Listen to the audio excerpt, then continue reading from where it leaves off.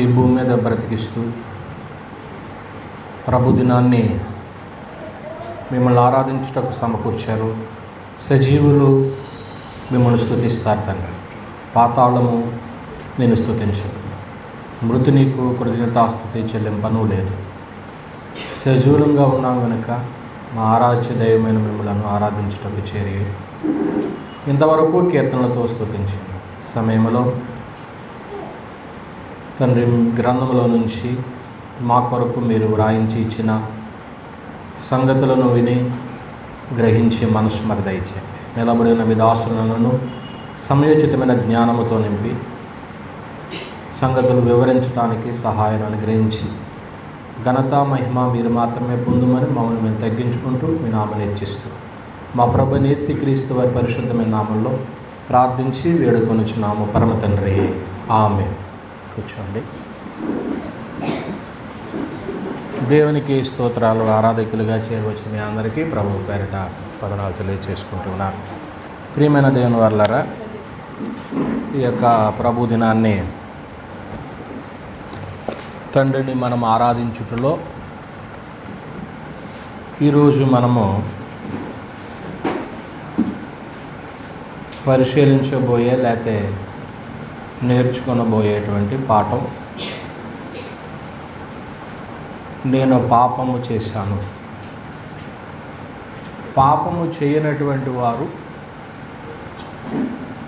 భూమి మీద ఎవరూ లేరని గ్రంథం చెప్తోంది. ఏ భేదమును లేదు, అందరూ పాపము చేశారు, దేవుడు అనుగ్రహించి మహిమను పొందలేకపోతున్నారు. దేవుని యొక్క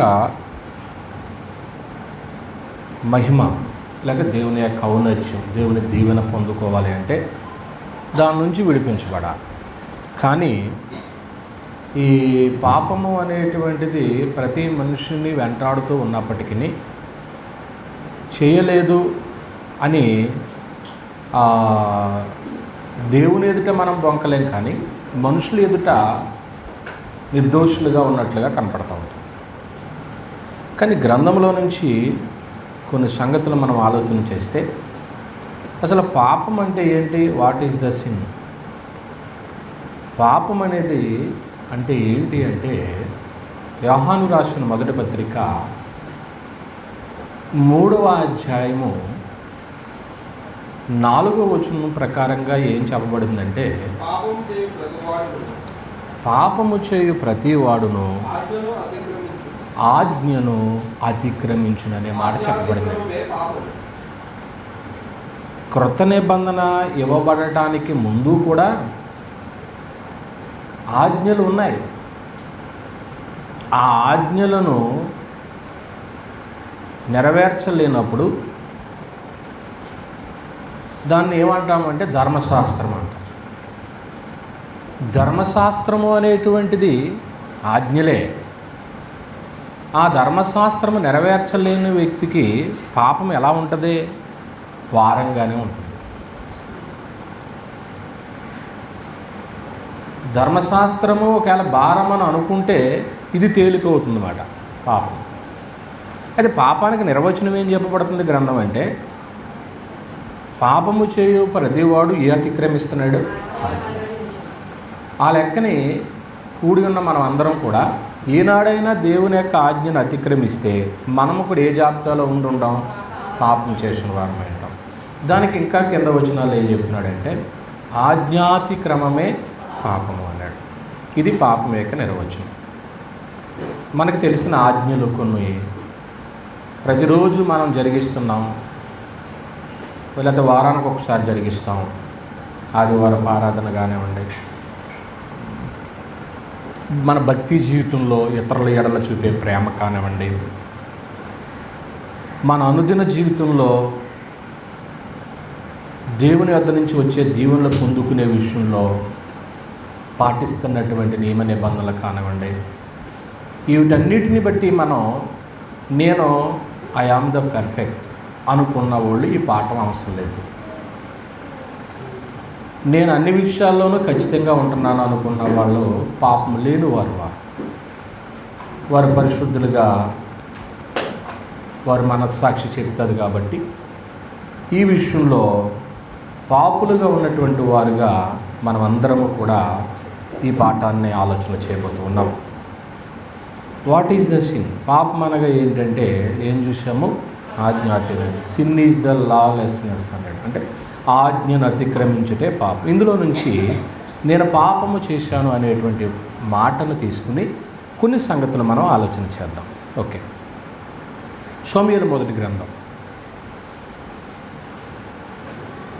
15వ అధ్యాయంలో, సమూయేలు మొదటి గ్రంథంలో, పరిశుద్ధ గ్రంథంలో నుంచి సమూయేలు మొదటి గ్రంథము ఈ 15వ అధ్యాయంలో ఒక గొప్ప వ్యక్తి మనకి కనపడుతూ ఉన్నారు. ఈయన ఎవరు అని మనం ఆలోచన చేసినట్లయితే, సౌలు ఇశ్రాయేలీల మీద రాజుగా అభిషేకం చేయకముందే దేవుని ప్రజలు అరణ్యంలో ఉన్నప్పుడు వారిని ఒక జనాంగం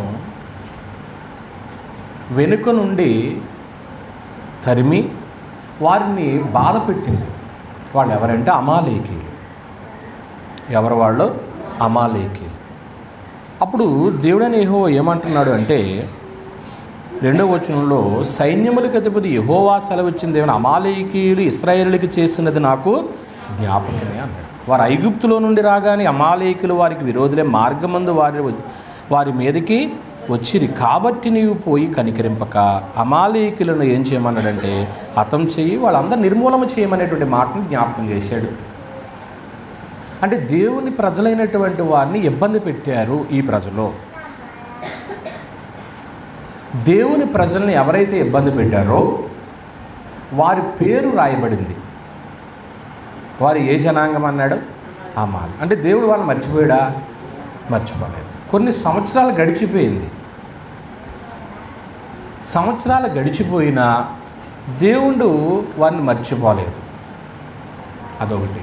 మరో సంగతి ఏంటంటే, దేవుని ప్రజలు ఎప్పుడైతే ఒక రాజ్యంగా ఏర్పడ్డారో వాళ్ళకంటూ ఒక సింహాసనము, వాళ్ళకంటూ ఒక పరిపాలకుడు కావాలి. కాబట్టి వాళ్ళకి దేవుడు సౌలును రాజుగా నిర్ణయించాడు. సౌలును ఎప్పుడైతే రాజుగా నిర్ణయించింది దేవుడైనా అభిషేకం చేసింది ఎవరో? సమూయేలు ప్రవక్త.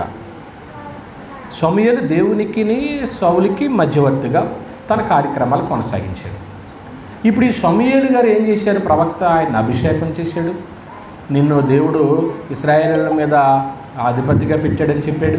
మంచిది, బాగానే ఉంది. అయితే నువ్వు చేయవలసిన మొట్టమొదటి పని ఏంటంటే, నీవు అమాలేకీయులు అనేటువంటి ఒక జనాంగము భూమి మీద ఉండకుండా దేవుడు చేస్తానని ముందుగానే గ్రంథంలో రాశాడు. కాబట్టి వాళ్ళ దగ్గరికి వెళ్ళి నీవు ఆ పట్టణాన్ని అంతటినీ కూడా నిర్మూలం చెయ్యి, అందులో ఉన్న వస్తువులను నిర్మూలం చెయ్యి, అందులో నుంచి ఏది తేవద్దు అని ఎప్పుడైతే దేవుడు చెప్పాడో ఈ మాట సమూయేలు చెప్పాడు. ఈ సమూయేలు చెప్పిన మాట ప్రకారంగా సౌలు బయలుదేరి మొత్తము సమూయేలు చెప్పినట్టు చేశాడా? చేయలేదు. సమూయేలు చెప్పినట్టు చేయలేదు. సమూయేలు మాట ఎలా పెట్టేశాడు? పక్కనే ఏదో క్యాజువల్గా తీసుకున్నాడు. సమూయేలు ఎవరు? ప్రవక్త. ప్రవక్త అంటే ఎవరి మనిషి? దేవుని మనిషి.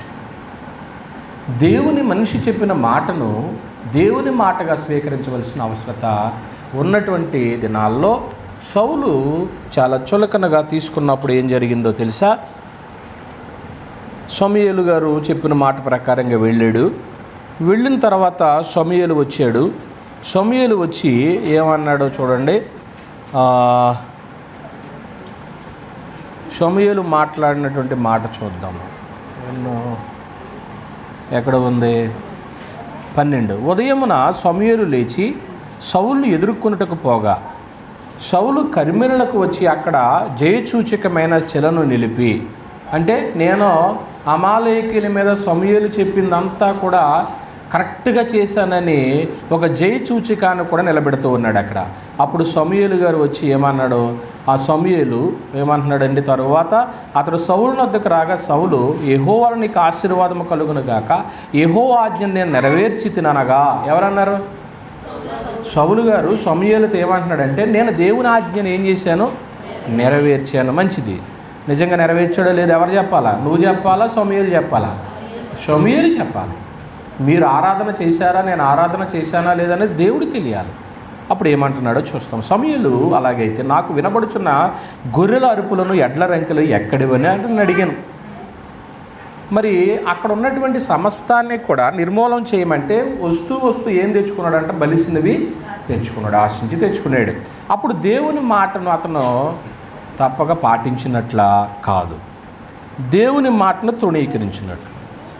అప్పుడు సమూయేలు ఆ భాగం అంతా మీరు చదివినట్లయితే 22వ వచనంలో, అందుకు సమూయేలు తాను సెలవిచ్చిన ఆజ్ఞను ఒకడు గైకొనుట వలన యెహోవా సంతోషించినట్లు ఒకడు దహన బలులను అర్పించడం ఆయన సంతోషించిన ఆలోచించము. బలులు అర్పించడం కంటే ఆజ్ఞను గైకొనుటయు, పొట్టేళ్లకు అర్పించడం కంటే మాట వినుటయు శ్రేష్టం. ఇప్పుడు నువ్వు మాట వినలేదు కాబట్టి ఇప్పుడు ఏం చేస్తున్నాడంటే దేవుడు 27వ వచనంలో 28, అప్పుడు సమూయేలు అతనితో ఇట్లా, నేను నేడు యెహోవా ఇశ్రాయేలు నీ రాజ్యమును నీ చేతిలో నుండి ఏం చేస్తున్నాడు, లాగివేసేస్తున్నాడు.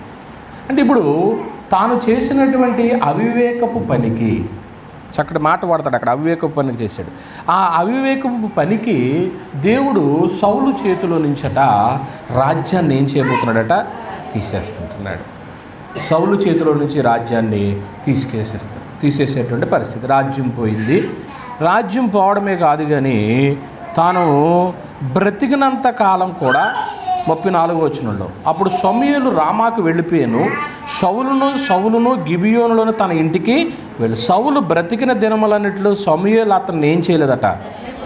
చూసారా ఎంత ఎడబాటు వచ్చేసిందో. అంటే ఇప్పుడు ప్రవక్త నిన్ను దర్శించడానికి రాకపోతే నీకు సంతోషమా? ప్రవక్త నీ కొరకు ప్రార్థించకపోతే నీకు హ్యాపీనా? కాదు కదా. సమూయేలు ఎందుకు తనకు దూరం అయిపోయాడు సౌలుకి? సమూయేలు చెప్పిన మాట సౌలు ఏం చేయలేదు, వినలేదు. తర్వాత రైట్, ఇక్కడ అంతవరకు మనకు అర్థమైంది. కానీ సౌలు అన్నటువంటి మాట మనకు ఖచ్చితం. ఇక్కడ 30వ వచనాన్ని మనం ఆలోచన చేస్తున్నాం. అందుకు సౌలు నేనేం చేశాను అన్నాడు. ఇది రోజు మన పాఠం. నేను పాపము చేసి తిని ఎవరి ఎదుట ఒప్పుకున్నాడు? సమూయేలు ఎదుట అయ్యా నిజమే, నీవు చెప్పిన మాట నేను నెరవేర్చలేదు కాబట్టి నేను ఖచ్చితంగా ఏం చేశాను. మొట్టమొదటి వ్యక్తిని చూసాం. రెండో సంగతిని మనం ఆలోచన చేస్తున్నాము. రెండో సంగతి ఏంటంటే నిర్గమాకాండము 9వ అధ్యాయం. నిర్గమాకాండము 9వ అధ్యాయం. ఈ నిర్గమాకాండములో మనకి ఎవరు కనిపిస్తారు అంటే మోషే కనిపిస్తాడు, ఫరో కనపడతాడు. ఐగుప్తు దేశంలో దేశానికి ప్రధానమంత్రిగా ఉన్నటువంటి ఫరో చక్రవర్తి ఇశ్రాయేల్ ప్రజలైనటువంటి వారిని బయటికి పోనీయమని మోషే అహరోనులు అడిగితే నేను పంపించను, దేవుడు ఎవరు, నేనే దేవుడు అన్నట్టు మాట్లాడాడు. యెహోవా ఎవడు అన్నాడు. దేవుడు ఎవరో తెలియదు అతనికి.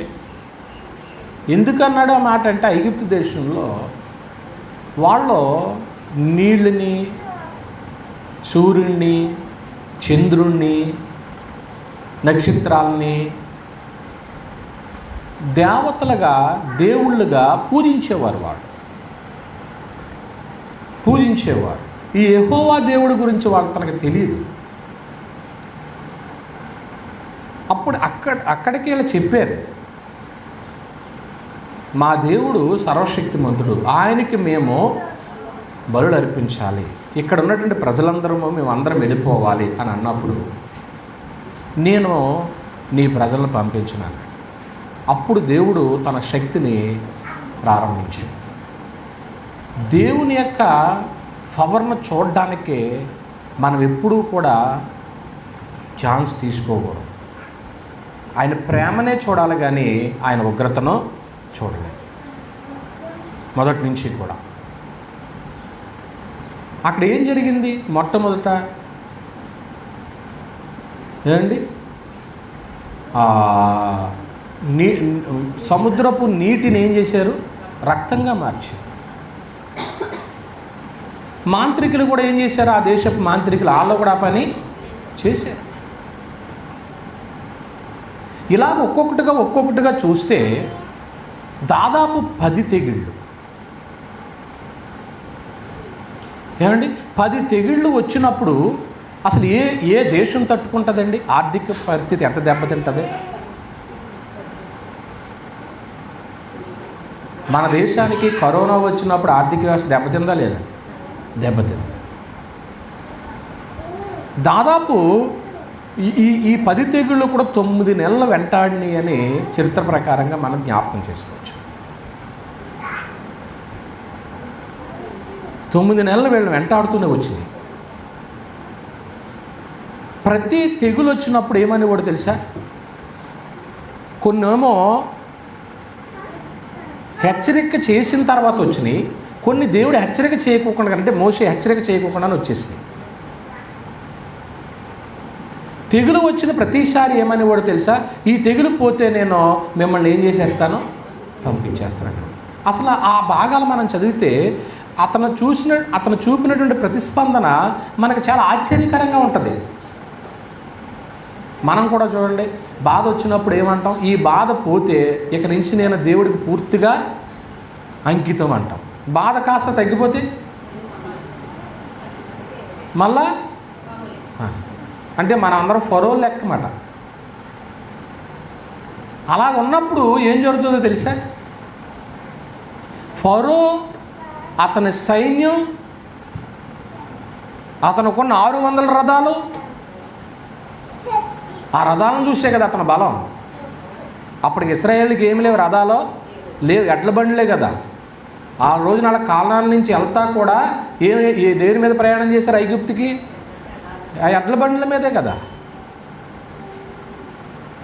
ఆ బండి మీదే యాకోబు కూడా వెళ్తాడు. ఆ బండి మీదే ఆ యాకోబు పిల్లలందరినీ తీసుకెళ్లారు. ఆ రోజు అక్కడికి వెళ్ళిన తర్వాత విస్తరించారు వాళ్ళు.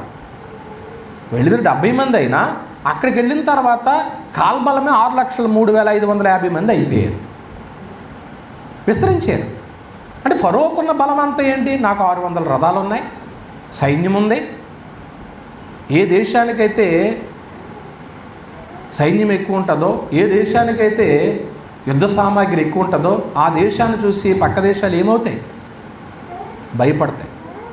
అవసరమైతే రాయబారాన్ని పంపి సమాధాన పడతాయి. యుద్ధాన్నే పురుకొల్పం, అయ్యా మేము మీకు సహకారులుగా ఉంటాం. ఎన్ని దేశాలు ఏకమై వచ్చినా ఇశ్రాయేలీలను లేక దేవుని ప్రజలను కాపాడేటువంటి దేవుడు మనల్ని కాపాడకపోతే మన యుద్ధ సైన్యాలు కూడా వ్యర్థమే. ఏమైంది చెప్పండి? ఫరో యొక్క రథాలు, చక్రాలు ఎర్ర సముద్రంలో ఏమైపోయినాయి? మనం నమ్మింది, మనకి ఏదైతే ఇది తింటే చాలు నాకు అని అనుకుంటున్నామో అదే లేకుండా దేవుడు చేస్తే. అందుకే అంటాడు, కొందరు గుర్రములను బట్టి, కొందరు రథములను బట్టి అతిశయిస్తారట. మనమైతే మన దేవుడిని యెహోవాని బట్టి ఏం చేయాలి? అతిశయించాలి. నేను మీరు ఆస్తి కలిగి ఉండొద్దంటలేదు, రథాలు కలిగి ఉండొద్దంటలేదు, వాహనాలు కలిగి ఉండొద్దంటలేదు. దేవుడు అన్నింటినీ కలిగి ఉండమన్నాడు. కానీ వాటిని బట్టి ఏం చేయకూడదు? మనము అతిశయించకూడదు. అదే మాత్రం ఉందిలే, నేను పొందబోయే ఆస్తి ముందు ఇదేముందిలే అనుకుని దాన్ని క్షణమాత్రముండ మా చులకని శ్రమ అన్నట్టుగా భావించాలి. ఏమండి? ఎప్పటికైనా. కనుక ప్రియమైన దేవుని వారలారా, అతని ప్రతిస్పందన ప్రతి తెగులికి కూడా ఇప్పుడు పంపేస్తాననేవాడు, మళ్ళీ మనసు మార్చుకునేవాడు.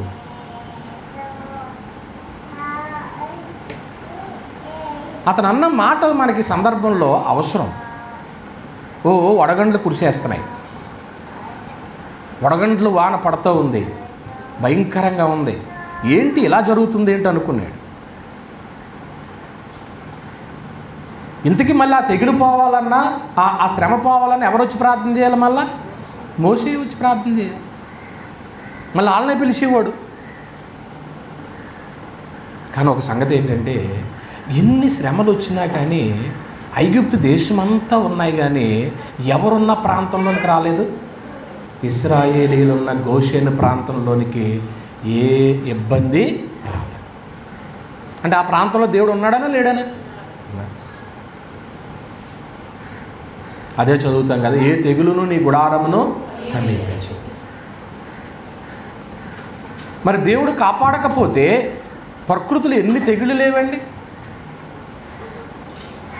ఏదో ఒక చిన్న క్రిమి వల్ల అయినా, చిన్న దోమ వల్ల అయినా మనకు దేహానికి అటాక్ అయిపోతాయి. వాటన్నిటి నుంచి దేవుడు కాపాడుతున్నాడు. అప్పుడు ఫరో అంటే మనం ఏదో చిన్న మాట అనుకుంటున్నామండి. ప్రధానమంత్రి, ఐగుప్తు దేశానికే మహారాజు అతను. ఆ రోజుల్లో ఏ దేశంలో లేని సంపద అంతా ఎక్కడుందే? ఐగుప్తు. ఎందుకంటే అక్కడ 7 సంవత్సరాల పంట సమృద్ధిగా పండింది. మిగిలిన చుట్టుపక్కల దేశాలన్నింటిలో ఏం లేదు ఆహారం. అంత బలం, ఫైనాన్షియల్గా కూడా అంత, ఆర్థిక వ్యవస్థలో కూడా అంత బలోపేతం చెందినవాడు. అటువంటి వ్యక్తి అన్న మాట చదువుతాం. నిర్గమాకాండము 9వ అధ్యాయము 27వ వచనాన్ని మనం చూసినప్పుడు, ఇది చూడగా ఫరో మోషే అహరోనులను పిలువనంపి, నేను ఈరోజు మన పాఠం ఏంటి? నేనేం చేశానంటున్నాడు? పాపం చేశాను. I have sinned. నేను పాపం చేశాను. నేను మిమ్మల్ని బాధ పెట్టి నేను పాపం చేశాను అంటున్నాడు. ఫరో అంటున్నటువంటి మాట చూశాం. ఇక 3వ వ్యక్తిని చూస్తాం. ఈయన ఎవరు అంటే, సంఖ్యాకాండము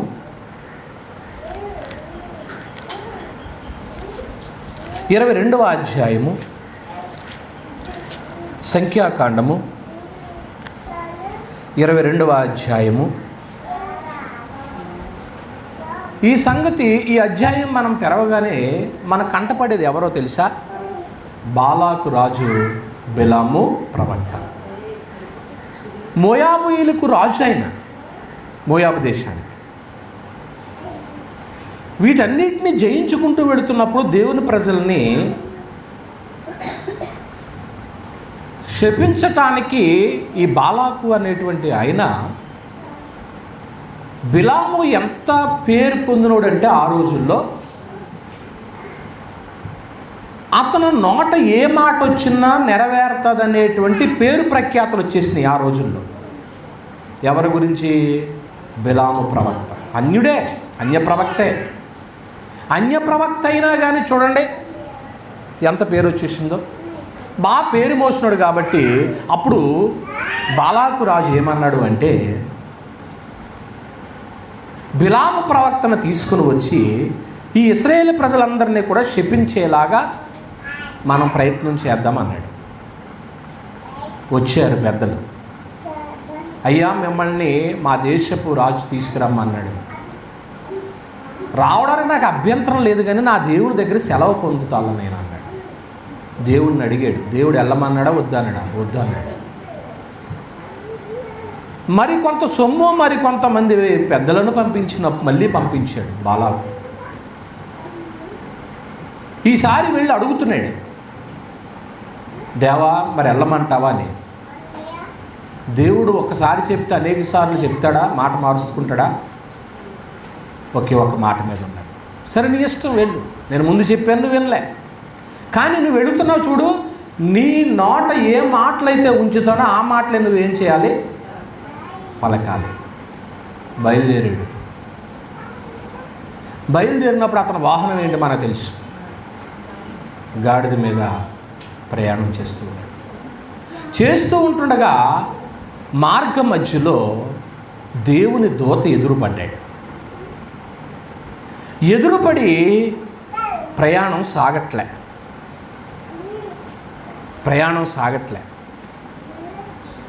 ఎప్పుడైతే ఈ ప్రయాణం సాగట్లేదో, గాడిద వెళ్ళట్లేదో, ముమ్మారు గాడిదని ఏం చేశాడని ఉంటుంది, కొట్టాడు. ఎందుకు కొట్టాడు అంటే సాగట్లేదు, ప్రయాణం ఆగిపోతుంది. ప్రయాణం అప్పుడప్పుడు సాగలేదు అనుకోండి, కోపం వచ్చేది మనకి. ఎవరి మీద కోపం వస్తుంది? లేట్గా బయలుదేరిన వాళ్ళ మీద కోపం వస్తుంది, ఇంకా రాని వారి మీద కోపం వస్తుంది, ఇంకా గతంలో ఉన్న కోపాలన్నీ అప్పుడు ఎన్ని మాటలన్నా వచ్చేస్తాయి, రావా? ఎందుకని? ఫలానా వారి వల్ల ఏమి సాగట్లేదు, ప్రయాణం సాగట్లేదు. ఏమో ఒకలా ప్రయాణం ఆలస్యంగా వెళ్ళాలని ఉందేమో, మనకేం తెలుసు ఏమండి? ఆ ప్రయాణము దేవునికి ఇష్టం లేదనుకుంటా. వెళుతున్నాడు, మార్గం మధ్యలో దూత ఎదురుపడ్డాడు. ఆ పక్క ఈ పక్క తోటల్లో గోడల్లాగా ఉండిపోయినాయి, వెళ్తాక లేదు, అటు కొట్టాడు ఇటు కొట్టాడు. ఎదురుగానేమో ఖడ్గం పట్టుకుని దేవదూత ఉన్నాడో. ఉండేటప్పటికి ఏంటి పరిస్థితి? ఇంకా ఏ అవకాశం లేక దేవుడు నోరు లేని గార్ధబానికి స్వరం ఇచ్చాడు. మాట్లాడిందా లేదా? మాట్లాడు. మరి నాయన, నీవు కానీ ఇప్పుడు కానీ వెళ్ళిపోతే నువ్వు చచ్చిపోదు. దేవుని దూత చేతులు ఏముంది? ఖడ్గం ఉందే, నువ్వు హతమార్చిపోద్దు, నీ ప్రాణాన్ని కాపాడానురా నేను. గాడిద ఏం చేసింది? అతని ప్రాణాన్ని కాపాడిందా లేదా? కాపాడి. ఒక్కొక్కసారి కొన్ని ప్రయాణాలు మనం వెనక్కి రావడమో అది మనల్ని కాపాడడానికి అనుకోండి. ప్రియమైన దేవుని వాళ్ళారా, ఆలోచన చేద్దాం. ఇక్కడ విషయం ఏంటంటే, ఇద్దరు వ్యక్తులు మనకు అంట ముందు ఉన్నారు. ఒక ఆయన బాలాకు రాజు, బిలాము ప్రవక్త, అన్య ప్రవక్త. ఇప్పుడు అన్య ప్రవక్త అయినా కానీ ఇప్పుడు బయలుదేరి, దేవుడు వద్దన్నప్పటికీ కూడా బయలుదేరి వెళుతూ ఉన్నాడు. వెళుతూ ఉండడం మార్గ మధ్యలో ఎంత సీన్ జరిగిందో మనకు అర్థమైంది. ఇప్పుడు పరలోకంలో నుంచి ఎవరు రావాల్సి వచ్చింది? ఈ మహానుభావుడికి ఎవరు రావాల్సి వచ్చింది? దూత. దూత రావడం అంటే చిన్న మాట. అసలు దూతల సమూహం ఎంత ఉంటుందండి? దూతల సంఖ్య బైబిల్ ప్రకారంగా ఎంతమంది ఉన్నారు? దూతలు కోట్ల కొలది. కోట్ల కొలది దూతల పని ఏంటి? పరలోకంలో స్తుతి గానాలతో దేవుని స్తుతించుట, భూమి మీద ప్రజల్ని కాపాడుట. ఇంత వ్యవస్థలో వాళ్ళు ఉంటే ఈ మాట విన్న వ్యక్తి కోసం దేవుడు పంపించాడు. ఎవరిని పోగొట్టుకుంటాం దేవునికి ఇష్టం ఉన్నదండి, అది సంగతి. దుర్మార్గుడు సహితం ఏమవ్వాలా? రక్షించబడ. మనమైతే దుర్మార్గుడు సత్యనయం అనుకుంటాం. వీడు పోయాడండి, దరిద్రం వదిలింది అని అనుకుంటాం. కానీ దేవుడికి అది లేదండి. అతను కూడా మార్పు చెందాలి, నరకంలోకి వెళ్ళకూడదు, నేను నరకాన్ని అతని కోసం సృష్టించలేదు, వెళ్ళకూడదని దేవుడు ఆలోచన చేస్తాడు. చివరి మెట్టు వారు అవకాశాలు ఇస్తూనే ఉంటాడు. కనుక ప్రియమైన దేవుని వారలారా, ఎప్పుడైతే ఈ బిలాము దేవుని మాటకు అవిధేయుడై నోరు లేని గార్ధబొమ్మ ద్వారా దేవుడు పలికించాడు. 22 వచనం తీసుకున్నారా? 34 ఏమంటున్నాడట? 33 నుంచి వస్తే బాగుంటుందేమో. ఆ గాడిద నన్ను చూచి ఈ ముమ్మారు నా ఎదుటి నుండి తొలగిను, అది నా ఎదుటి నుండి తొలగని ఎడల నిశ్చయముగా నేను ఇప్పుడే నిన్ను చంపి దాని ప్రాణంను రక్షించి ఉందునని అతనితో చెప్పాను. అందుకు బిలాం ఏమంటున్నాడు చూడండి. నేనేమన్నాడు? ఎవరి ముందు ఒప్పుకుంటున్నాడు? యెహోవా దూత ఎదుట. నేనేం చేశానంటున్నాడు? పాపం చేశాను. ఇతను పాపం చేశానంటానికి ఏం పాపం చేసినట్టు అక్కడ కనపడింది మీకు? అదొకటేనా? అతను చేసినటువంటి పాపము అక్కడ లేదు. కానీ మనకి పేతురు రాసినటువంటి 2వ పత్రిక 2వ అధ్యాయము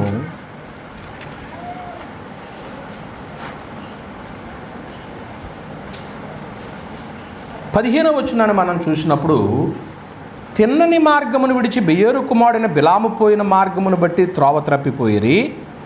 ఆ బిలాము అధిక సంగతి దుర్నీతి వలన కలుగు బహుమానమని ఏం చేశాడు? ప్రేమించాడు.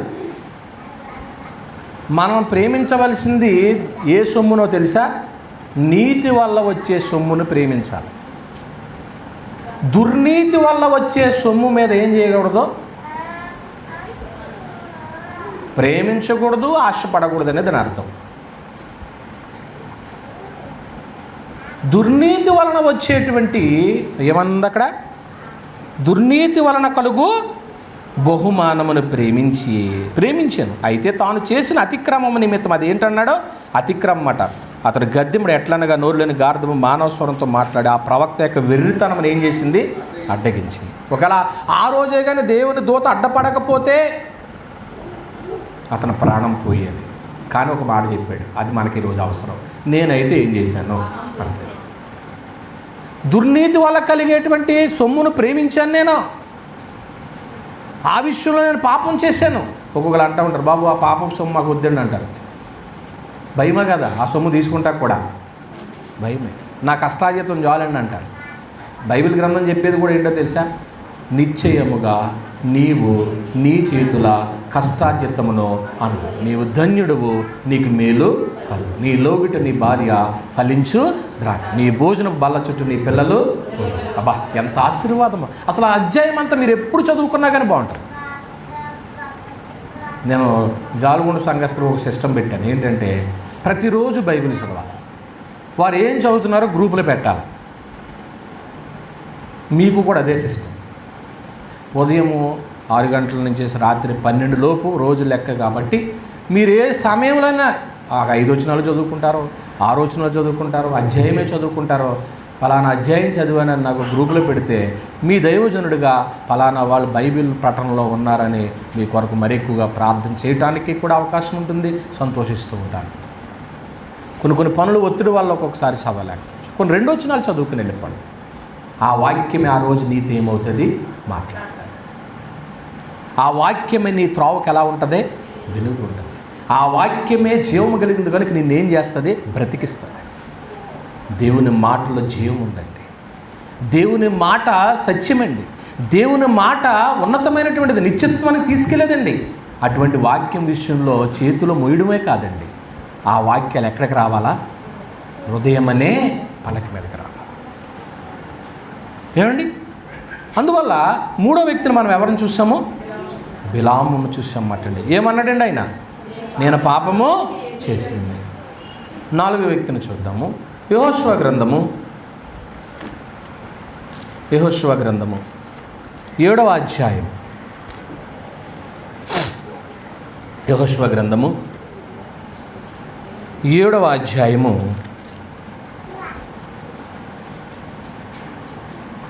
విషయం ఏంటంటే, ఇక్కడ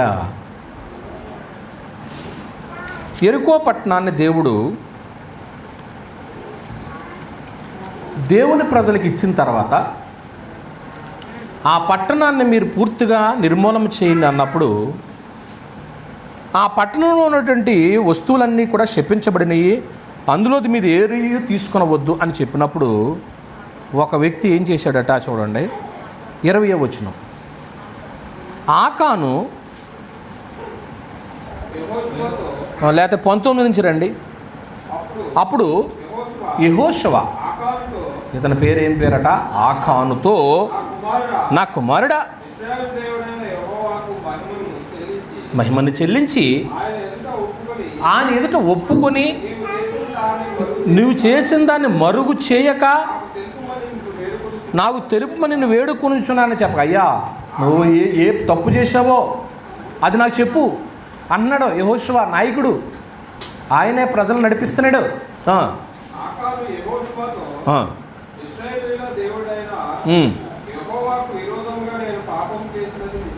ఈరోజు మన పాఠం ఏంటండి, ఇప్పుడు ఆకాను యెహోషువ ముందు ఒప్పుకొనడా లేదా, నేనేం చేశాను, పాపము చేశాను.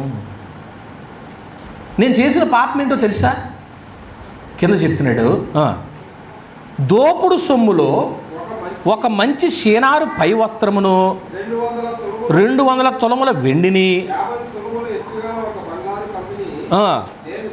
చూచి ఆశించి దేవుడు వద్దన్నది తీసుకోకూడదు. అది బట్టలైనా వెండైనా చెప్పండి, బంగారం. అంటే బంగారం ఎవరికైనా దొరికిందనుకోండి తెచ్చుకుంటారా, అక్కడే పడేస్తారా? మరి బంగారం తెచ్చుకోవచ్చా? వెండి దొరికిందనుకోండి అక్కడే పడేస్తారా, తెచ్చుకుంటారా? తెచ్చుకోవచ్చా? అది మనదా కాదా? మనది కాదన్నాడు. దేవుడు వద్దు అన్నాడు. వద్దు అని అన్నప్పుడు దాన్ని తీసుకుని వచ్చాడు, తెచ్చుకున్నాడు. కంటికి నచ్చింది అనుకుంటా ఒకవేళ. మరి రాబోయే ఆశీర్వాదానికి నువ్వే కారకుడు, ఆశీర్వాదానికి అడ్డుగా ఉన్నావు కాబట్టి, కారణం అయ్యావు కాబట్టి, ఇప్పుడు నీ విషయంలో దేవుని ఎదుట నేనేం అడగాలి? కానీ ఒప్పుకున్నాడండి. ఏమని చెప్పాడు చెప్పండి? నేనేం చేశాను నాయనా? నేను పాపము చేశాను. ఎవరండి ఈయన పేరు? ఆకాను. ఎంతమందిని చూసాం? 4. మొదటమైన సౌలు, రెండవది ఫరో, మూడవది బిలాము, 4 ఆకాను, 5 సమూయేలు 2వ గ్రంథం.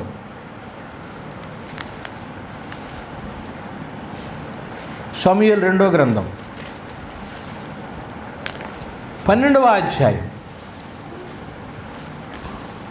సమూయేలు 2వ గ్రంథం 12వ అధ్యాయము 13వ వచనాన్ని మనం చూసినప్పుడు, నేను పాపము చేసితినని దావీదు, అదండి ఇక్కడ ఎవరండి? దావీదు. దేవుని హృదయానుసారుడే. కానీ బత్షెబ విషయంలో, అంటే ఊరియా భార్య విషయంలో తాను చేసినటువంటి పాపమునకు దేవుడు వేసిన శిక్ష అంత ఎంత కాదు. తన ఇంటిలో నిత్యము యుద్ధాలే అన్నాడండి. ఇంట్లో వాళ్ళకే దెబ్బలాట్లు, ఎన్ని గొడవలండి. కాకపోతే దేవుడిచ్చిన మాటకు నిలబడిపోయాడు కాబట్టి, దావీదు కొడుకుని నా సింహాసనం మీద చేసి నా కొడుకుగా చేసుకుంటున్నాననే మాట అన్నాడు కాబట్టి, దేవుడు ఆ మాటకు కట్టుబడిపోయి ఉంటాడు కాబట్టి, యేసు ప్రభు వారిని ఎవరి కొడుకుగా లోకానికి పరిచయం చేశాడు? దావీదు కుమారుడిగా చేశాడు. భౌతికంగా తన గర్భాన పుట్టినటువంటి పిల్లలందరి విషయంలో కూడా తనకు సంతోషం కలగలేదండి.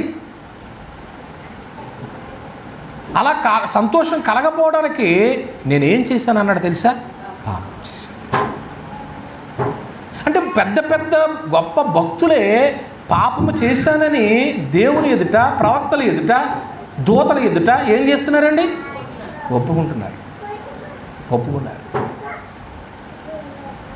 అతను పాపం చేశాడు. చక్కటి మాట చెప్తాడు నాతాను ప్రవక్త. ఏమన్నాడు చూడండి. అయితే ఈ కార్యము వలన యెహోవాను దూషించుటకు ఆయన శత్రువులకు నువ్వేం చేశావు? గొప్ప ఏతువు కలుగజేసేతువు కనుక నీకు పుట్టిన బిడ్డ నిశ్చయముగా ఏమైపోతాడు? దేవుడు చచ్చిపోతాడు నీ కొడుకు అని చెప్పగానే దావీదుకి ఎలా ఉంటుంది చెప్పండి ఒకసారి. నీ గర్భమున పుట్టిన కొడుకు చంపేస్తానా అన్నాడు దేవుడు. ఎందుకన్నాడండి? తాను చేసిన ఒప్పుకున్నాడండి. అందుకేని అనుకుంటా పరుపుతో, కన్నీటితో నా పరుపు ఏమైపోతుంది అనడం, అలా కన్నీరు కార్చింది. ఇక్కడ కూర్చున్న మీ అందరిలో ఎన్నో కన్నీళ్ళు ఉంటాయండి. మీరు మోకరించి ప్రార్థన చేస్తే మీ కుటుంబం కోసం కన్నీరు కార్చిన రోజులు ఉంటాయి. మీ పిల్లల కోసం, మీ ఆర్థిక పరిస్థితుల కోసం. ఏమండి, ఏ విషయంలో అయితే మీరు కన్నీరు కారుస్తున్నారో దేవుని ఎదుట ఉంది. ప్రతి కన్నీటి బొట్టుకు విలువ కడతాడు ఆయన. వృధాగా అయితే పోదు. కన్నీటి ప్రార్థన చేసినటువంటి వారు కూడా లేకపోతే. ప్రియమైన దేవుని వారలారా, మనం ఏం ఆలోచిస్తున్నామంటే, ఇక్కడ దావీదు భక్తుడు కూడా తాను చేసిన పాపమును బట్టి తన ఫ్యామిలీకి ఇబ్బంది కలిగింది. కానీ అతను ఒప్పుకున్నాడు. నేనేం చేశాను అంటున్నాడు? పాపం చేస్తున్నాడు. 51వ అధ్యాయం కీర్తన గ్రంథం 4వ వచనంలో మాట్లాడతాడు. ఏమండి, అది మనందరికీ తెలిసిన మాటే. 51వ అధ్యాయము 4వ వచనంలో ఏమన్నాడంటే, నీకు కేవలము నీకే విరోధముగా నేనేం చేశానో పాపం.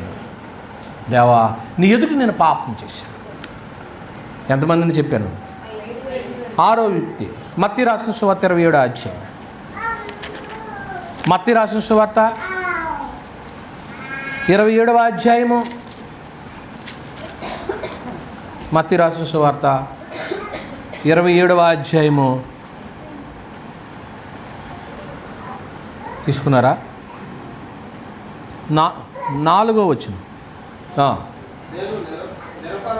నేను నిరపరాధ రక్తమును అప్పగించి పాపము చేసి తినని చెప్పాను. ఎవరైనా? యోధా ఇస్కరియోతు ఏమంటున్నాడు చూడండి. క్రీస్తు ప్రభు వారిని ఏం చేసినట్టుంది? 30 వెండి నాణ్యాలకి ఏం చేశాడు ఆయన? తాను నీతిమంతుణ్ణి అప్పగించినప్పుడు భవిష్యత్తులో ఇంత భయంకరమైనటువంటి పరిస్థితి వస్తుందని అతను అనుకునలేదు. బైబిల్ అంతా ఎవరి చుట్టూరు తిరుగుతుందే? యేసుప్రభు వారి చుట్టూరే. ఈవేళ యేసుప్రభు వారి విషయంలోనే నేను ఒకవేళ తప్పు చేస్తే నా మ్యాటర్ కూడా భూమి ఉన్నంత వరకు ఏమవుతూ ఉంటుంది? ప్రజలు మాట్లాడుకుంటూనే ఉంటారు. ఇదంతా కూడా భవిష్యత్తు ఆలోచన చేయకుండా యోధా ఏం చేశాడండి? క్రీస్తును 30 వెండి నాణ్యాలకి ఏం చేశాడట? రైట్, అమ్మేశాడు కదా. అమ్మిన తర్వాత ఆయనకు జరుగుతున్నటువంటి తీర్పులు, ఆయనకు జరుగుతున్నటువంటి కొరడాలు, ఆయనకు జరుగుతున్నటువంటి ఈ సిచ్యువేషన్ అంతా చూసి ఇంకా క్రీస్తు విషయంలో నేను అంత తప్పు చేశాను అని ఆ డబ్బులను తీసుకుని వెళ్ళి ఆ అధికారులకు ఇవ్వటానికి ప్రయత్నం చేసి, అయ్యా నేను తప్పు చేశాను, ఇదిగో ఈ డబ్బు మీరు తీసుకోండి అన్నప్పుడు వాళ్ళు యాక్సెప్ట్ చేశారా? మాకేం పని డబ్బుతో? మాకు అనుకున్న పని ఏమైంది? అయిపోయింది. నీతో మాకు సంబంధం. గుర్తుపెట్టుకోండి, కొన్నిసార్లు మనతో ఎవరైనా రిలేషన్ పెట్టుకుని కొనసాగిస్తాను అని అంటే మన పని అయ్యే వరకు, వాళ్ళ పని అయ్యే వరకు మనతో స్నేహం చేస్తారు. పని అయిన తర్వాత నీతో మాకేం పని లేదన్నప్పుడు అప్పుడు మనం ఏమంటాం? నేను ఎంతో నమ్మానండి. ఏం చేశారు వీళ్ళు? అప్పుడు అంటాం. అంటే భవిష్యత్తులో ఎలా జరుగుతుందని మనం గెస్ చేసామా? యోధా గెస్ చేయలేకపోయాడు.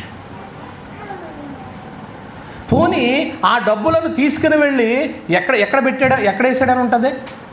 దేవాలయంలో పోసి ఎల్లు ఉరిపెట్టుకుని చనిపోయాడు. కానీ అక్కడ ఒక బాధాకరమైన విషయం ఏంటంటే, పోనీ ఆ డబ్బు తీసుకొచ్చాడు దేవాలయంలో అన్నాడు, మళ్ళీ ఆవరణలో కూడా కాదు. మరి దేవాలయంలోకి వెళ్ళాడంటే అతనికి హక్కు ఉంది కదా, శిష్యుడే కదా, దేవాలయంలోకి వెళ్ళాడంటే హక్కు ఉన్నట్టే కదా. దేవాలయంలోనికి వెళ్ళి దేవాలయంలో పారపోసాడు అనుకోండి, అక్కడ పశ్చాత్తాపడినా బాగుండు. అక్కడ అయ్యా నేను తప్పు చేశాను, నన్ను క్షమించు అంటే యేసు క్షమించడా? నువ్వు మనుషులు ఎదుట పాపం చేశానన్నావు, దేవుని ఎదుట పాపం చేశానని వచ్చు కదూ. వెళ్ళి అతను ఏం చేశాడు తెలుసా? ఉరి పెట్టుకుని చనిపోయాడు. తన దేహహత్య చేసుకున్నాడు. ఆత్మహత్య అనేటువంటి మాట తప్పది. దేహాన్ని హత్య చేసుకుంటారు కానీ ఎవరు ఆత్మని ఏం చేయరు? హత్య చేసుకోరు.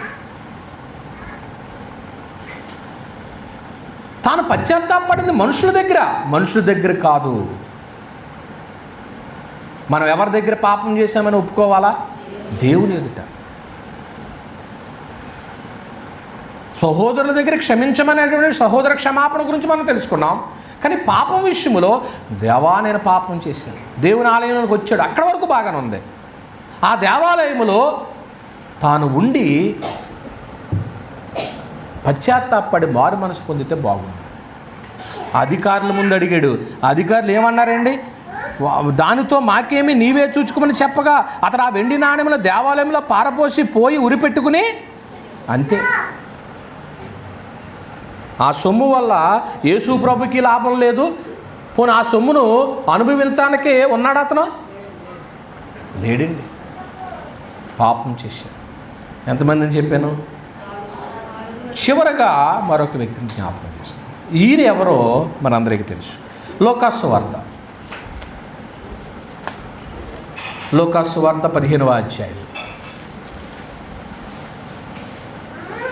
లూకాసు వార్త 15వ అధ్యాయంలో మనం సందర్భాన్ని జ్ఞాపకం చేసుకుంటాం. 15వ అధ్యాయంలో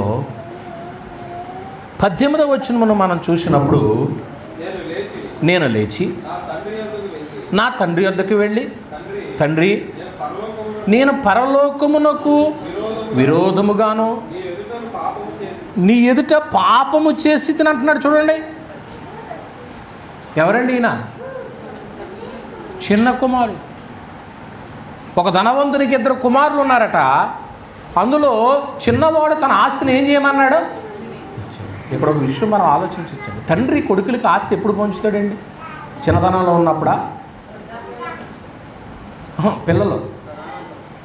పిల్లలు చిన్నతనంలో ఉన్నారనుకోండి, వాళ్ళకి ప్రాపర్టీ ఇస్తారా?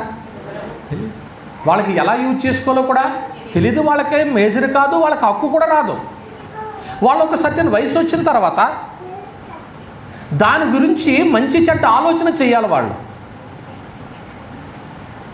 దాన్ని కాపాడుకుంటారు వీళ్ళు అనుకున్నప్పుడు తండ్రి ఇస్తాడు. పాడు చేసే వాళ్ళకి ఇవ్వరు. కొందరు చూడండి, కొన్ని ఆస్తులను ఏం చేస్తూ ఉంటారు. మొన్న ఎక్కడో చూశాను నేను, పాపం అనుభవించడానికి ఎవరో లేకపోతే ఆ ఆస్తి అంతా ట్రస్ట్కి రాసేసారండి. కొన్ని వందల వేల ఆస్తులు. ప్రియమైన దేవుని వారలారా, మనం ఆలోచన చేస్తూ ఉన్నాం. తండ్రి తన పిల్లలు యుక్త వయసు వచ్చిన తర్వాత, ప్రయోజకులు అయిన తర్వాత తన ప్రాపర్టీని ఇస్తాడు. ఇచ్చేసాడు. పంచమని పేసి పెట్టాడు. ఎవరో చిన్న కొడుకు పేసి పెడితే తండ్రి ఏం చేశాడు? ఇచ్చేసాడు. ఎవరో భాగం వాళ్ళకే చేసేసి ఇచ్చేసాడు. ఇచ్చిన తర్వాత చిన్న కొడుకు ఏం చేశాడని ఉంటుంది? పాడు చేశాడు. పట్టుకెళ్ళిపోయాడు. దూరం దేశం వెళ్ళిపోయాడు. దూరదేశం వెళ్ళిపోయి వ్యాపారం చేస్తానన్నాడు. వ్యాపారం లేదు, నా మొఖము లేదు. కొందరు డబ్బులు పట్టుకెళ్ళి నేను అజ్జేతాను ఇజ్జేతాను అంటారు. అక్కడికి పెద్దలు చెప్తారు, వద్దురా నాయన, ఆ వ్యాపారము సక్సెస్ అవ్వదు, ఆ వ్యాపారం అభివృద్ధి అవ్వదు, ప్రయోజనం అవ్వడం అన్నప్పుడు వాళ్ళు వినాలి. వినలేదు. వేశ్యలతో పాడు చేశాడని ఉంది బైబిల్లో. పాడు చేసేసాడట. ఆస్తంతా పోయిందంట. ఆస్తంతా పోయిన తర్వాత ఆహారంకు ఇబ్బంది పడుతున్నాడు. అప్పుడు ఒక ఉద్యోగం కోసం వెళితేనట, ఏ ఉద్యోగం దొరికిందట? అంటే యూదులకి పందులంటే అసహ్యం. అసలు అక్కడికి వెళ్ళరు, అసహించుకుంటారు. ఏమండి, అవి వాటికి ఆహారం తినడానికి ఆకలేసి ఆ పందులు తినే ఆహారం చరిత్రలో చెప్తే, ఆ చెట్టు పేరు నాకు గుర్తులేదు, ఆ చెట్టు కాయలు వేస్తారంట పందులకి. అక్కడికంటే మన దేశపు పందులనే గుర్తుపెట్టుకుంటే బాగుంటుంది. ఎంత అసహ్యమైనటువంటి తిండి తింటాయో. పోనీ వాటికి పెట్టే ఆహారం చూడండి. ఇంటిలో పోనీ కొన్ని పందుల్ని ఫారంలో పెట్టి మేపుతున్నారు అనుకోండి, వాళ్ళకి వాటికి పెట్టే ఆహారము ఏ కుడితో లేకపోతే తవుడో లేకపోతే పొట్టేదో పెడతారు. ఈ తినేటువంటి వాటితో కడుపు నింపుకోవాలని చూసినప్పుడు అక్కడ వచ్చిందంట బుద్ధి. ఆ పొట్టు తినేటప్పుడు, ఆ కాయలు తినేటప్పుడు అప్పుడు వచ్చిందంట బుద్ధి. అప్పటికి మొత్తం ఉన్నదంతా ఏమైంది? పోయింది. అంతా పోయిన తర్వాత వచ్చిందంట అతనికి బుద్ధి. అక్కడ బుద్ధి వస్తే తను అనుకున్నాడట, ఏంటి నేను ఒకళ్ళ దగ్గర పని చేస్తున్నాను, ఈ యజమాని దగ్గర పని చేస్తే ఇతను నాతో సరిగ్గా బిహేవ్ చేయట్లేదు, సరైన భోజనం పెట్టట్లేదు, కానీ అసలు నా తండ్రి దగ్గర అనేక మంది పనివారు ఉన్నారో అక్కడికి వెళ్ళి కొడుకు అనే మాటను పక్కన పెట్టేసాడు. ఇక నుంచి నీ కొడుకును అనిపించుకుంటానికి నాలో ఏ యోగ్యత లేదు. అసలు అర్హత కోల్పోయాను నేను. మా నాన్న హోదా ఏంటి, నా స్థితి ఏంటి, మా నాన్నకున్న పేరేంటి, నేను చేసే పని ఏంటి, మా ఇద్దరికి సరిపోవట్లేదు, నేను వెళ్ళటానికి హక్కు కూడా నాకు లేదు. ఏంది కొందరు నాన్న మంచిగా బతికితే కొడుకులు ఆ పేరుని ఏం చేస్తారు? చెడగొట్టేస్తారు. నాన్న ఎక్కడో మారుమూలు ఉంటే తెలియని నాన్నను కూడా పేరు తీసుకొచ్చి ఫ్రేములో పలానా ఆయన కూతురు, పలానా ఆయన కొడుకు అని చెప్పేటువంటి పిల్లలు కూడా లేరా? అంటే పిల్లలను బట్టి తల్లిదండ్రులకు కూడా ఐడెంటిఫికేషన్ వస్తుంది. ప్రియమైన దేవుని వాళ్ళ, అప్పుడు ఏం జరిగింది? ఇంకా ఒక నిర్ణయం తీసేసుకున్నాడు. నేను ఎక్కడ వద్దు, తిరిగి ఎక్కడికి వెళ్ళిపోవాలా? నా తండ్రి ఇంటికి వెళ్ళిపోతాను అన్నాడు. తండ్రి ఇంటికి వెళ్ళి తండ్రి చూస్తున్నాడు. తండ్రి చూస్తూ దూరం నుంచి చూశాడు. రాగానే అబ్బా ఏమంటున్నాడు? ఆ మాట చదివారు కదా మీరు. నేను లేచి నా తండ్రి వద్దకు వెళ్ళి, తండ్రి నేను పరలోకమునకు విరోధముగా నీ ఎదుట ఏం చేశాను? ఇక మీదట నీ కుమారుడిని అనిపించుకున్నటకు నన్ను నీ కూలి వానిలో ఒకనిగా పెట్టుకొని మన అతనితో చెప్పుదును అనుకొని. అంటే కూలివారు ఉన్నారంటే తండ్రి ఆస్తిపడే కదా. ఎంతమంది పనోళ్ళు ఉన్నారోనంట. పనోళ్ళకి కూడా తండ్రి ఏం పెడతాడంట? కడుపు నిండా భోజనం పెడతాడట. కానీ ఈ కుర్రోడికి ఏం లేదు, కడుపు నిండా భోజనం లేదు. నీకు ఇంటి దగ్గర కడుపు నిండా భోజనం తిని ఒంటిగుండా బట్టనిచ్చి నీకు అన్ని వస్తువులు ఇస్తే ఏమయ్యావో తెలుసా నువ్వు? ఒక్కొక్కసారి ఆకలి కూడా తెలియాలనుకుంటా పిల్లలకి, అవునా? సమృద్ధిలో ఏమైపోతున్నారు తెలుసా కొందరు? సర్వసమృద్ధిగా, సమృద్ధి అంటానులే, సర్వసమృద్ధి అన్నాం. అంత సమృద్ధి ఎవరికి ఉందలే. సమృద్ధి అంటే యేసుప్రభు చెప్పిన మాట చెప్తున్నాను, ఎక్కడికో పోను. మా అనుదిన ఆహారం నేడు మాకు. ఈ అనుదిన ఆహారం లేక ప్లాట్ఫారాల మీద, రైల్వే స్టేషన్లో ఎవరు ప్యాకెట్లు ఇస్తారా, ఎవరు భోజనం పెడతారా, ఎవరు దాతలు పెడతారా? మీరు కొన్ని టౌన్లకు వెళ్ళండి, ప్రతిరోజు కూడా ఏదో ఒక సెంటర్లో ఎవరో ఒకరు టెంట్ వేసి ఏం పెడతా ఉంటారో భోజనం పెడతా ఉంటారు. వాళ్ళ పుట్టినరోజనో చనిపోయిన రోజనో ఎవరో ఒకరు భోజనం పెడతా ఉంటారు. ఎంతోమంది ఆకలితో అలమటించేటువంటి వాళ్ళు ఈరోజు ఎక్కడ భోజనం అని చూస్తూ ఉంటారు, ఎక్కడ భోజనం అని చూస్తుంటారు. అప్పుడప్పుడు మా అబ్బాయి భోజనం ప్యాకెట్లు పంచుతాకి నన్ను కూడా రమ్మంటాడు. అప్పుడు వెళ్ళినప్పుడు నేను చూస్తాను, నిజంగా అలా ప్యాకెట్ తీసుకునేటప్పుడు ఒక్కొక్కసారి కన్నీరు వస్తూ ఉంటుంది. ఎవరు వస్తారా అనేది చూస్తాను. ఒకసారి అయితే రాజమండ్రి తీసుకెళ్ళాడు. తీసుకెళ్ళినప్పుడు అలాగ ఆగింది బండి, మొత్తం అందరూ ఎంత దండోపు వచ్చేసారు ఆ బ్రిడ్జి కింద ఆహారం కోసం. దేవుడిని ఇంట్లో డబ్బా నిండా బియ్యం పెట్టాడు, గ్యాస్ ఉంది వండుకుంటానికి, ఇంట్లోకి నీళ్ళు వచ్చినాయి. టయానికి 12:30 1 గంట అవగానే టయానికి ఏం చేస్తున్నావు? భోజనం చేస్తున్నావు. దేవుడు ఆరోగ్యం ఇచ్చే దేవునికి స్తోత్రం అనుకుంటున్నారా? 3 పూట్ల ఆహారాన్ని పెట్టాడా లేదా? పెట్టాడు. అది ఎవరిదయ్యా? ఇది ఇప్పుడు గుర్తొచ్చింది ఎవరికి? చిన్న కుమారుడికి. నీకు ఇక్కడ కూర్చోబెట్టి, నీకు వాక్యం పెట్టి, ఏమన్నా నీకు ఆత్మీయ జీవితాన్ని పంచుతుంటే ఒకవేళ నువ్వు దేవునికి దూరం అవుతున్నావా అమ్మాయా? అవ్వకూడదు. అప్పుడు ఏం జరిగిందంట? ఎన్నో వచ్చిన 21వ వచనాన్ని చూస్తాం. అప్పుడు ఆ కుమారుడు అతనితో, తండ్రి నేను వచ్చాడు, నేను పరలోకమునకు విరోధముగాను నీ ఎదుటను. ఇక్కడ ఒక మాట మనకి అవసరం ఏంటంటే, ఇక్కడ తండ్రి దగ్గర తప్పు చేస్తే ఎవరు పాపం చేశాను అన్నాడండి? ఎవరి ఎదుట పాపం చేశాను అన్నాడు? పరలోకములో నీ ఎదుట. తండ్రి అప్పుడు గుర్తొచ్చాడు, ఈ తండ్రి ఎదుట పాపం చేసినాడో, ఈ తండ్రి దగ్గర నువ్వు పాపం చేస్తే ఎవరి దగ్గర పాపం చేసినట్లు? పరలోకపు తండ్రి దగ్గర, దేవుని ఎదుట. దేవుని ఎదుట పాపం చేసి ఏం జరిగింది? పాపం చేస్తే ఇక మీద నీ కుమారుని అనిపించుకున్నటకు. అయితే తండ్రి తన దాసులను చూచి ప్రశస్త వస్త్రము త్వరగా తెచ్చి వీనికి కట్టి, వీని చేతికి ఉంగరం పెట్టి, పాదములకు చెప్పులను తొడిగించి, క్రొవ్వున దూడను తెచ్చి వధించి మనం సంతోషపడదాం. ఆ రోజు ఇంట్లో ఏం చేశాడో తెలుసా? కొడుక్కోమో బట్టలో ఉంగరం, బంగారం కూడా వచ్చిందా లేదా? ఎంతమంది చేతులకి బంగారు ఉంగరం ఉన్నాయని ఒకసారి ఎలా చూపించండి. ఉంటాయి కానీ ఎక్కడికో చోట ఉంటాయి, లేవా? అసలు ఎప్పుడు కూడా మీ వేళకి బంగారం పెట్టలేదా? ఎప్పుడన్నా కనీసం నా చేతికి కూడా ఒక ఉంగరం ఉంది అని అనుకున్న రోజులు ఉన్నాయా? పోన్లే, ఆర్థిక పరిస్థితులను బట్టి ఒకవేళ లేవేమో. అసలు బంగారం గురించి ఒక వారం ప్రసంగం చేస్తాను. అప్పుడు మీరు ఎంత బంగారం, ఎన్ని కాసులు సంపాదించుకున్నారో తెలిసిపోతుంది. వీలైతే రేపు ఆదివారమే చేస్తాను. ప్రియమైన దేవుని వాళ్ళారా, ఆలోచన చేయండి. బంగారు బొంగరం పెట్టాడు, కాళ్ళకి జోళ్ళకి చెప్పులు వేశాడు. ఆ రోజు ఒక నూతనమైనటువంటి స్థితిలో పెట్టాడు, ఒక మంచి స్థితి ఇచ్చేసాడు. ఇచ్చి ఇంట్లో ఆ రోజు ఏం చేస్తున్నాడు? విందు జరుగుతుంది.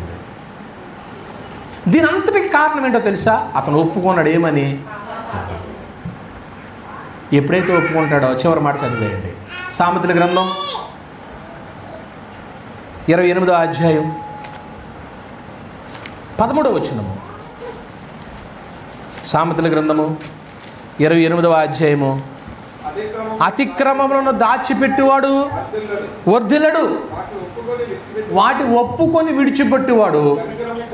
ఆ సంగతుల్లో ఈయన ఒప్పుకొని విడిచిపెట్టి తండ్రి ఇంటికి చేరు.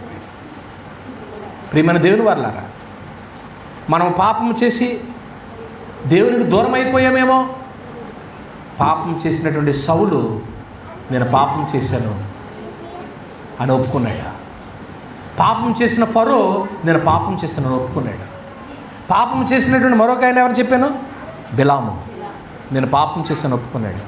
మరొక వ్యక్తి నేను పాపం చేశాను ఒప్పుకున్నాడు, ఆకాను. మరొక ఆయన ఎవరో? దావీదు. నేను పాపం చేశాను ఒప్పుకున్నాడు. యోధా నేను పాపం చేసిన మనుషులు ఎదుట ఒప్పుకున్నాడు కనుక అతని జీవితంలో జీవితాన్నే కోల్పోయాడు. ఏమండి, చివరికి ఎవరిని చూసాం? తప్పిపోయిన కుమారుడు, చిన్న కుమారుడు. తాను ఒకడు ఏం చేశాడండి? కానీ ఒప్పుకున్నాడు కాబట్టి కొత్త జీవితం వచ్చిందా లేదా? ఎలాగ కొత్త జీవితం? మంచి వస్త్రం. నిజంగా మనం కూడా పాపము చేసినప్పుడు మన పాపములకు ప్రాయశ్చిత్తంగా ప్రభువైన యేసుక్రీస్తు వారు ఈ లోకానికి వచ్చి మనకి రక్షణ వస్త్రాన్ని ధరించి ఆయన ఇంట్లోకి చేర్చుకున్నాడు. అదే ఆయన ఇల్లు అంటే అది దేవుని సంఘం. ఇందులో జీవిస్తూ ఇంకా ఏ విషయంలో తప్పు చేశామని తెలిస్తే, పాపం అంటే ఏంటి నిర్వచనం చెప్పాను కదా, ఆజ్ఞాతిక్రమమే. నువ్వు ఆరాధన మానినా, ప్రభురాత్రి భోజనంలో పాలు పంపులు లేకపోయినా, దేవుని ఇచ్చే విషయంలో మన ముందంజలో లేకపోయినా, అది ఏదైనప్పటికీ కానండి, వాక్య ప్రకారంగా మనం చేయనప్పుడు పాపం చేశాం. ఈరోజు పాపం చేసినటువంటి వ్యక్తులు మీ ముందు పెట్టాను. ఒకవేళ మీ జీవితంలో, నా జీవితంలో ఏదైనా లోపం ఉన్నట్లయితే ప్రభు బల్లకి వెళ్ళకముందు నా తండ్రి నేను పాపం చేశానని ఆయన దగ్గర ఒప్పుకొని యోగ్యమైన రీతిలో దేవుని చిత్తాన్ని నెరవేరుస్తూ ఆయన బిడ్డలుగా బ్రతకాలని మాటలు హెచ్చరించుకుంటూ ఇంతటితో మూసిన మీ అందరి వందనాలు. ప్రార్థన చేసుకుందాం. తరల ఉంచి కళ్ళు మూసుకోండి. మమ్మల్ని మిక్కిలిగా ప్రేమించిన తండ్రి మీకు స్తోత్రాలు. ఐ హ్యావ్ సిన్నుడు, నేను పాపము చేశాను. పాపము చేసినటువంటి వ్యక్తులు ఎవరో గ్రంథంలో కొన్ని వ్యక్తులను మా ముందు పెట్టారు. వారు గొప్పవారే, లోకములో పేరు ప్రఖ్యాతలు కలిగిన వారే. మనుషులు గనుక పాపం చేసినప్పుడు ప్రవక్తల ఎదుట ఒప్పుకున్నారు తండ్రి. ప్రవక్తల ఎదుట పశ్చాత్తాపడ్డారు తండ్రి. చివరగా పరలోకపు తండ్రి ఎదుట ఒప్పుకున్నటువంటి చిన్న కుమారుని దగ్గరికి చేర్చుకుని ఆస్తులో అతనికి మళ్ళా పోగొట్టినా మళ్ళీ తనను భాగస్తుడిగా చేసేసారు. మా జీవితాల్లో కూడా తండ్రి ఒకవేళ మేము ఆజ్ఞ విషయంలో ఆజ్ఞ నెరవేర్చక పాపం చేస్తే కనుక అది మా కళ్ళ ముందు కనిపిస్తే ఖచ్చితంగా దాన్ని ఒప్పుకొని విడిచిపెట్టే మనసు దయచేయమని, మిగతా సమ్మేళకరంగా మార్చమని మా ప్రభువైన యేసుక్రీస్తు వారి పేరట ఈ ప్రార్థన అడుగుచున్నాం తండ్రి.